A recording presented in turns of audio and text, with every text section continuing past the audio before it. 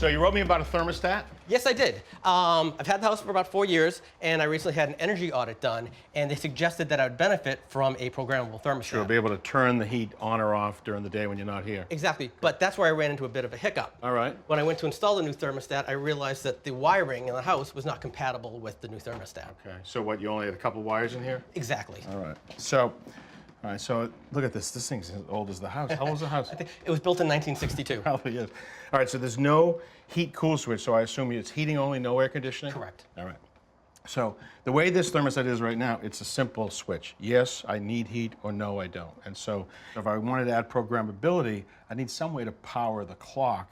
So I could add a programmable thermostat that had a battery in it.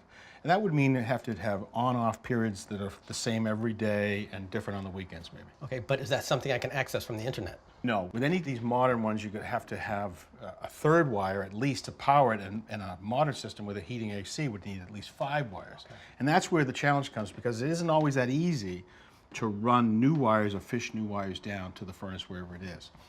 All right, but there is a device that actually could let us reuse these 2 wires but give you full internet accessibility, all right? Well, that'd be great.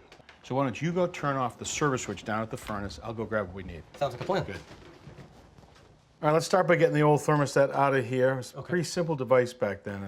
You set the temperature right here. Behind it, it had a couple of different ways it could sense. Sometimes it was actually a mercury-filled bulb, and that bulb would fall and make or break based on temperature. This is actually a little bimetallic sensor bulb here. They also have a spring, and so as the temperature changed, that spring would have more or less tension, and it would just make that switch. Okay. All right, it has a couple of screws that we will get rid of. You need the right screwdriver to fit it in there. I figured that out the hard way. You're so smart. So take off that base plate. Might need a little bit of touch-up, or we might need to cover that with a new base plate. Sure. All right, let's go to the basement. I'll show you the new unit. Sounds great. All right, Michael, here is your oil-fired furnace right here. Here's your ductwork going out, return coming in the back, thermostat lead from your thermostat right to here, 2 wires. So we've all seen some version of a smart thermostat. They often look like this. Sure. And this has a sensing point inside the building, and it's got smarts.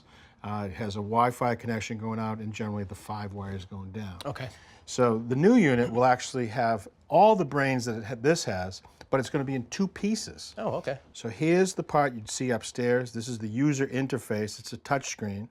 It's a sensor. It's also where the Wi-Fi will come and go. Okay. But now instead of having the 5 wires, it's going to just have the same 2 wires that are up inside the wall that used to just act as a switch breaking and closing and opening.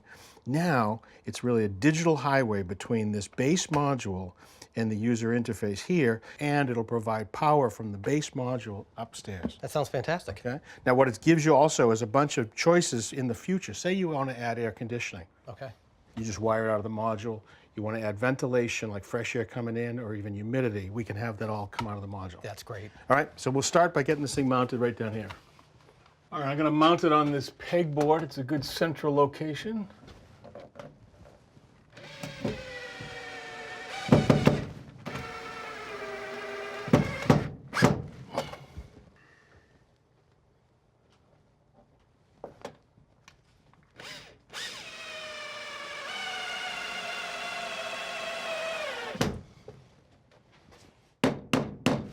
All right, so here is the 2-wire that comes from our thermostat upstairs. Okay. And it goes right to the obvious spot right here where it says 2 T-stat.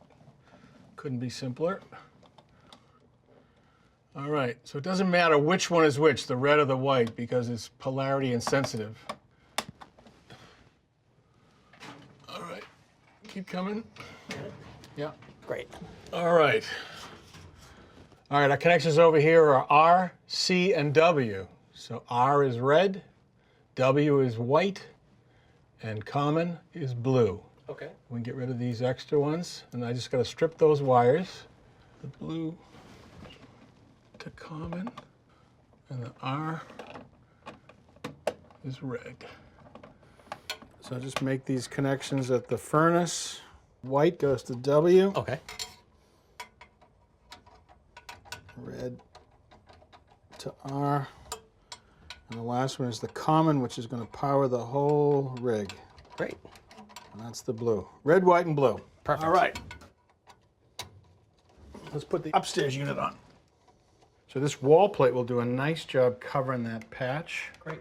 You have to find that paint. Drill a pilot hole.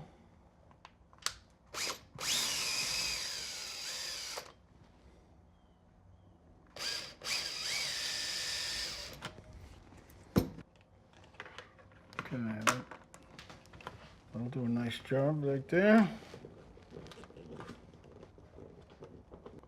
Ooh, look at that. Nice. Great. All right, so the connections are pretty straightforward. You can see the 2 holes right there. We're just going to push it onto it, and it should make a nice, it does, 1, 2. Great. And now we just got to feed that into the wall.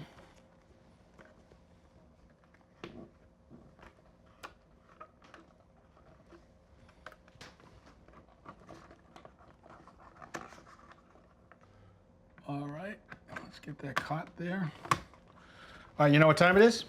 What time? Go turn the power on. Sounds great. Power's back onto the furnace, Richard. All right, you're gonna love this thing. Look at this. So it's running fantastic. now, okay? I picked the blue background. You can have any color you want. So you can change your temperature settings right here. And now this is programmed. So that's your phone, okay? So now you can remotely turn it up or down. You can double check actually operation. You can see how often it came on during a given month, right? Wow. So you can see, all right? That's terrific. So you're good to go. Thank you so much, Richard. Have a nice warm winter. I'll try my best. All Take right, care. Good.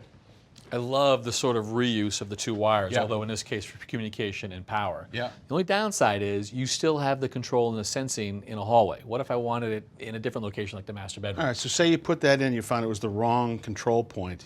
They do make a disc like this, it's a sensor, but you'd have to run 2 wires. So say that you put this in the master bedroom wall, you still have to run 2 wires down to here. But that communicates with this, which communicates This is with the that. sensing point, but that's the control point. That's how you change the But setting. in this day and age, Richard, why not wireless? Well, people make wireless indoor thermostats.